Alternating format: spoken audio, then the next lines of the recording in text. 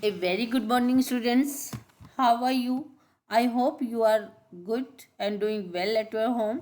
Students, today I am going to explain you Unit 6, Section B of Class 8th. Name of the chapter Power of Determination. The one room school was heated by an old fashioned pot bellied coal stove. A young boy named Glenn Cunningham had the job of coming to school early each day so that he could use kerosene to start the fire and warm the room before his teacher and his classmates arrived. One cold morning, someone mistakenly filled the kerosene container he used with gasoline and disaster struck. Word meaning disaster means bad incident. So, students, in this chapter, we have told about the power of determination कि कैसे एक व्यक्ति एक person जो चाहे कितना भी physically disabled हो, चाहे डॉक्टर्स ने उसे मना कर दिया हो कि वो सर्वाइव नहीं करेगा, लेकिन अपने स्ट्रॉन्ग विल पावर के बल पे, अपने आयरन परसिस्टेंस के बल पे कैसे वो अपनी फिजिकल डिसेबिलिटी पे को विन ओवर कर लेता है, ट्रायम्फ ओवर कर लेता है और फिर कैसे वो सक्सेस अचीव करता है। हमें यहाँ पे यही बताया गया है, जो ग्लेन कनिंगम नाम का एक बॉय है, वो उसकी डिटर्मिनेशन के बारे में बताया गया है, कैसे उसने एक स्ट्रॉन्ग विल पावर और अपनी रेजोल्यूट डिटर्मिनेशन के बल पे अपने आप को सक्सेस कर लिया। न केवल उसने आपको जिंदा रखा, लेकिन अपने आप को एक सक्सेसफुल पर्सन बना लिया। तो यहाँ पे आपके लिए एक इंस्पिरेशन है, आप भी अपनी strong will power strong decision के बल पे कोई भी काम आसानी से कर सकते हो। कुछ भी मुश्किल नहीं है अगर आप ठान लो कि आपको ये सब करना है। Let us read the chapter.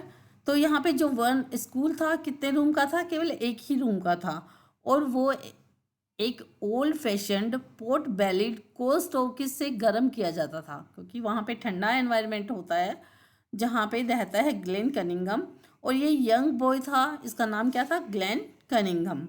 और उसका जॉब क्या था, उसका काम क्या था? स्कूल में सबसे पहले आना रोज डेली, और वो जो उस स्टोव को स्टार्ट करता था और रूम को गर्म करता था उसके टीचर और क्लासमेट आने से पहले, जिससे पहले वो पहले आता था स्कूल में और इस स्टोव से रूम को गर्म करता था। ओके। एक कोल्ड मॉर्निंग को क्या हुआ, किसी ने गलती से, मिस्टेकनली मीन्स बाय मिस्टेक, उसमें ना केरोसिन कंटेनर को, जिसमें वो गैसोलीन यूज़ करता था, उसे केरोसिन से फिल कर दिया और क्या हो गया? डिजास्टर हो गया, मतलब बैड इंसिडेंट हैपन हो गया। अब क्या बैड इंसिडेंट हुआ? Let us read in next para. The class and the teacher arrived to find the schoolhouse engulfed in flames. Terrified on realizing that Glenn was inside, they rushed in and managed to drag the unconscious boy out of the flaming room, more dead than alive. He had major burns over the lower half of his body and was taken to a hospital nearby. Terrified means very much afraid. Unconscious means senseless, means behosh. Major means very big, बड़े बड़े. Drag means pull. Engulfed means full of. अब देखो क्या हुआ, किसी ने गलती से उसमें केरोसिन ऑयल फिल कर दिया था इंस्टेड ऑफ गैसोलीन। तो अब जो, तो क्या हो गया, स्कूल जब वो पूरी क्लास और टीचर जब स्कूल में पहुंचे, स्कूल घर में पहुंचे, तो क्या पूरा स्कूल रूम किस में से एनगल्फ था? Engulf means covered with flames. Flames means आग की लपटों से भरा हुआ था। पूरा रूम किससे भरा हुआ था? आग की लपटों से। और टेरिफाइड मीन्स बहुत ज़्यादा डर गए थे वो, ये सोचकर, रियलाइजिंग डैट कि ग्लेन उसके अंदर होगा, और वो अंदर दौड़े जल्दी से और उस अनकॉन्शियस बॉय को, अनकॉन्शियस मीन्स सेंसलेस, जो कि बेहोश हो चुका था, उसको खींच कर बाहर निकाला। ठीक है, उस फ्लेमिंग रूम से, जो फ्लेम्स से भरा हुआ था, आग की लपटों से भरा हुआ था, उस रूम से खींचकर उसको बाहर निकाला। वो मरा हुआ था, जिंदा से ज़्यादा मरा हुआ था, मतलब थोड़ी सी जान बाकी थी उसमें। और उसके बड़े बड़े बर्न्स हो गए थे। He had major burns means बड़े बड़े बर्न्स हो गए थे, जल गए थे उसकी जगह जगह पे। उसकी कौन सी बॉडी, नीचे लोअर हाफ बॉडी है वो पूरी जल गई थी, और फिर उसे पास के हॉस्पिटल में ले जाया गया। फ्रॉम हिज बेड, उसके बेड से the dreadfully burn, dreadfully means extremely, वो बहुत बुरी तरीके से जला हुआ था, सेमी कॉन्शियस ग्लेन, जो कि आधा बेहोश था ग्लेन। फेंटली मीन्स धीरे, छोटी धीरे धीरे आवाज़ें सुनी उसने। कौन सी आवाज़ें? The doctor talking to his mother, doctor उसकी माँ से बात कर रहा था, मतलब अपने बेड से, जो कि वो ड्रेडफुली बर्न था, जो सेमी कॉन्शियस था, मतलब आधा होश में था ग्लेन। उसने धीरे धीरे डॉक्टर से अपने माँ को बात करते हुए सुना। The doctor told his mother that her son would surely die, और डॉक्टर ने उसकी मदर को बताया कि उनका बेटा मर जाएगा निश्चित रूप से। Which was for the best, और अगर वो मर गया तो वो उसके लिए अच्छा ही होगा। Really for the terrible fire had devastated the lower half of his body, क्योंकि क्यों डॉक्टर ने बोला कि वो मर जाएगा तो अच्छा है? क्योंकि जो टेरिबल फायर थी, जो बहुत बुरी फायर थी, उसने डिवास्टेटेड मीन्स डिस्ट्रॉयड, उसने पूरा उसका लोअर हाफ बॉडी था उसको डिस्ट्रॉय कर दिया था, फिनिश कर दिया था, इसलिए डॉक्टर ने बोला कि वो मर जाए तो ही अच्छा। But the brave boy held on to life, he didn't want to die. लेकिन जो बहादुर लड़का था, कौन था बहादुर लड़का? ग्लेन कनिंघम, वो जिंदा रहा, वो मरना नहीं चाहता था। Glenn made up his mind that he would survive, और ग्लेन ने अपना माइंड बना लिया था, अपने दिमाग में डिसाइड कर लिया था कि वो जिंदा रहेगा। And somehow to the amazement of the physician, और देखो किसी तरीके से ये ना, फिजिशियन मीन्स डॉक्टर, डॉक्टरों के लिए भी एक सरप्राइज था। ही डिड सर्वाइव, वो जिंदा रहा। Yet when the mortar danger was past, लेकिन फिर भी जब मोर्टल डेंजर, मरने का जो खतरा है वो गुजर गया, he again heard the doctor and his mother speaking quietly, फिर उसे दोबारा से सुना उसकी मदर और डॉक्टर को चुपचाप बातें करते हुए। क्या सुना उसने? The mother was told that since the fire had destroyed so much flesh in the lower part of his body, it would almost be better if he would died. अब उसकी मदर को बताया डॉक्टर ने कि क्योंकि जो आग है उसने उसके बहुत सारे फ्लैश, फ्लैश मीन्स मांस, पूरे जो lower part of his body था उसमें जो मांस था उसको डिस्ट्रॉय कर दिया है, तो ये अच्छा रहेगा अगर वो मर जाएगा, तो मर जाता तो अच्छा रहता। Since he was doomed to be a creeper throughout his life, अब देखो वो ना, ये डिसाइड हो गया था, वो सेट, वो क्रिपल हो जाएगा, मतलब वो मरा नहीं तो क्या हो जाएगा? क्रिपल हो जाएगा, मतलब हैंडीकेप्ड हो जाएगा पूरी लाइफ के लिए। और उसकी जो लोअर लिम्स है, लोअर लिम्स मीन्स नीचे की जो पार्ट्स हैं, ऑर्गन्स हैं, उनका कोई यूज़ नहीं होगा, वो ऐसे ही रहेंगे लाइफलेस। तो डॉक्टर क्या चाहते थे कि ये अच्छा होता है, वो मर जाएगा तो ज़्यादा अच्छा रहेगा, जिंदा रह के भी क्या करेगा। His mother refuse to let the doctors amputate, लेकिन उसकी मदर ने डॉक्टरों को सर्जरी करने के लिए मना कर दिया। सर्जरी मीन्स जो डॉक्टर चाहते थे कि उसके लोअर हाफ बॉडी को काट दिया जाए, ठीक है, because that was of no use, उसका कोई यूज़ ही नहीं था। तो डॉक्टर ने बोला, पर उसकी मदर ने मना कर दिया। रिफ्यूज मीन्स डिनाई, मना कर दिया। Once more Glenn strengthened his resolve, उसने फिर से अपने रिजॉल्व का, अपनी जो डिटर्मिनेशन था उसने उसको दोबारा से स्ट्रॉन्ग किया। He would not be a cripple confined to a wheel chair, और उसने क्या डिसाइड किया कि वो हैंडीकेप्ड नहीं रहेगा, ठीक है, वो हैंडीकेप्ड नहीं रहेगा और एक व्हील चेयर तक कन्फाइंड नहीं रहेगा, व्हील चेयर तक लिमिटेड नहीं रहेगा। मतलब पहले उसने डिसाइड किया था कि वो जिंदा रहेगा, जब डॉक्टर ने बोला कि वो मर जाए तो अच्छा है, लेकिन तो उसने क्या डिसाइड किया कि वो जिंदा रहेगा। और फिर देखो उसे अब दोबारा से उसने क्या डिसाइड किया कि वो व्हील चेयर तक कन्फाइंड नहीं रहेगा, व्हील चेयर तक लिमिटेड नहीं रहेगा, वो चलेगा, ही वुड वॉक, वो चलेगा।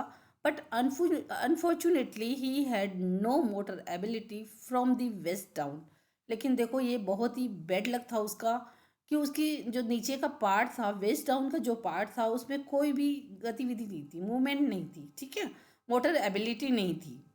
His thin scarred leg just dangled there all but lifeless, अब उसकी पतली पतली लाइफ जो डैमेज, जो उसकी लेग्स थी, स्कार्ड मीन्स डैमेज्ड, इंजर्ड, वो वहाँ पे लटकी रहती थी बस, केवल ऐसे ही इनएक्टिव, डेड की जैसे उसके नीचे का पार्ट ना वो डेड हो चुका था, और वो ऐसे ही डेड लटका रहता था, कुछ यूज़ नहीं आता था।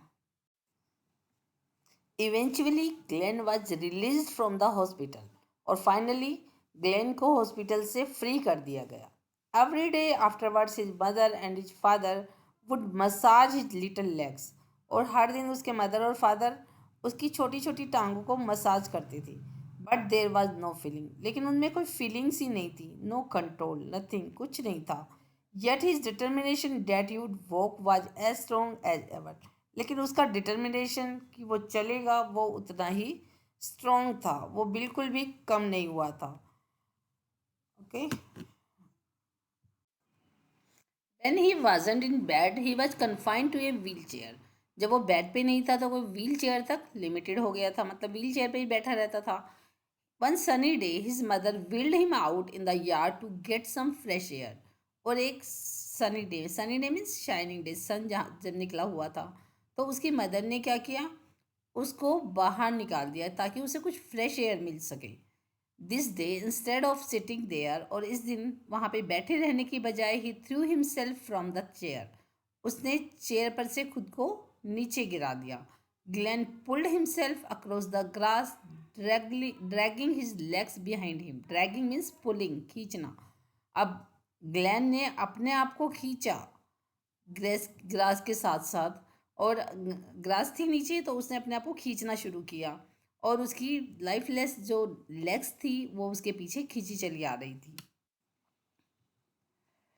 ही worked his way to the white picket fence bordering the yard, और उसने, वो चलता रहा। वाइट पिकेट फेंस क्या होती है बेटा, देखो यहाँ पे ये मैंने एक पिक्चर डाली हुई है, इसमें ना चारों तरफ एक फेंस मीन्स तो चार दीवारी होती है, चार दीवारी किसी की भी हो सकती है। तो यहाँ पे ये चार दीवारी बनी हुई है, लोहे की जो ये रोड सी हैं, सलाखें हैं, उनसे बनी हुई है। तो इनको पिकेट फेंस बोलते हैं, जिनके ऊपर नुकीला पार्ट होता है। ठीक है, तो इस तरह की उसकी जो यार्ड था उसके चारों तरफ इस तरह की बाउंड्री थी।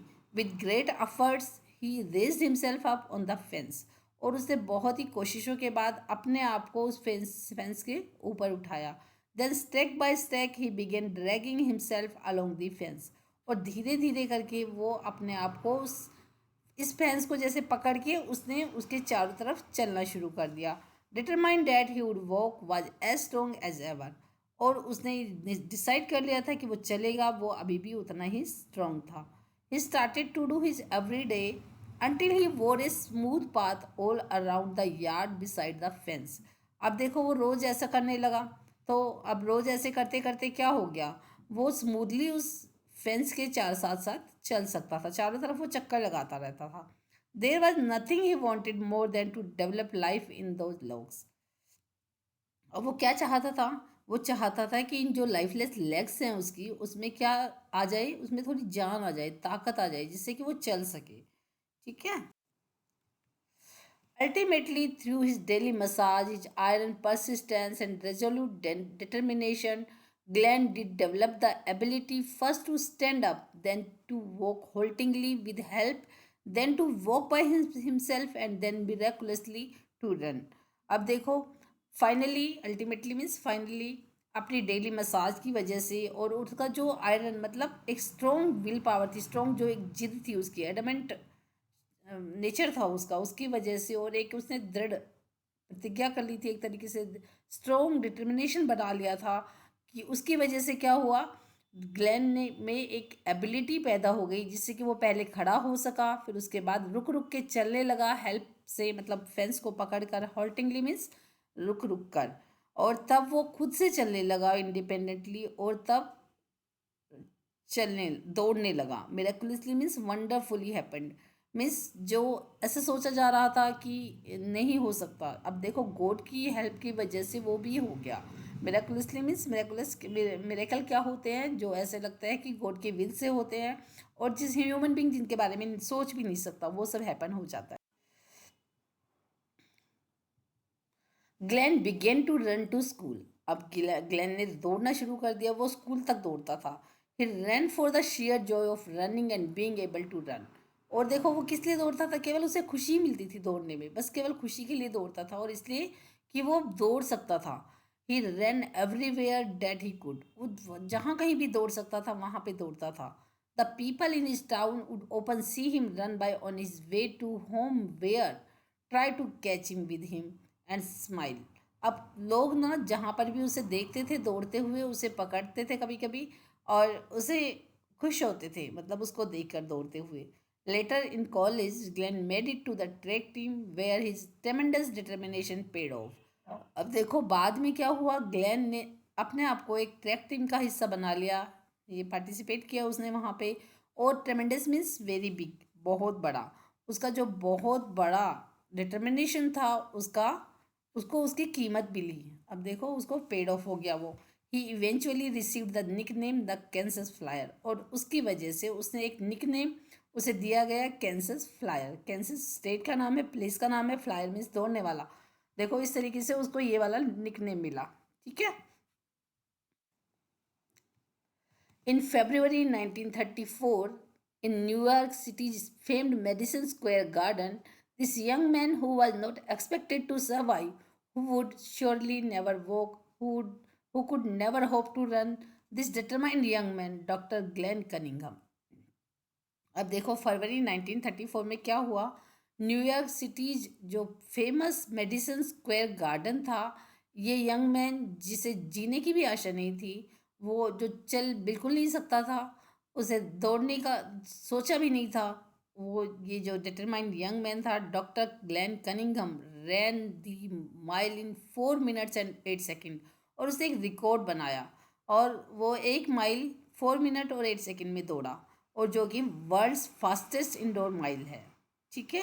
Letter that same year in prestigious outdoor track meet he shaved another second off his record to run to run the world's fastest mile of that time. और फिर देखो बेटा दोबारा से उसने वहीं पर ही सेम ट्रैक मीट में, एक ट्रैक मीट में आउटडोर ट्रैक, जो वो तो इंडोर था, ये आउटडोर ट्रैक मीट हुई थी उसकी, उसमें उसने दोबारा से 1 सेकंड कम, मतलब 4 minutes 7 seconds में उसने 1 माइल कवर की, जो उस टाइम का फास्टेस्ट माइल था. ठीक है. इस तरीके से उसने अपने डिटर्मिनेशन से, स्ट्रांग विल पावर से, उसने देखो ना केवल अपने आप को जीवित रखा, बल्कि वो क्रिपल नहीं रहा, हैंडीकैप्ड नहीं रहा, वो चल सका.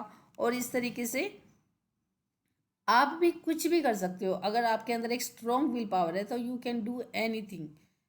This is a inspiration and this is a true incident. Okay, thank you for watching the video.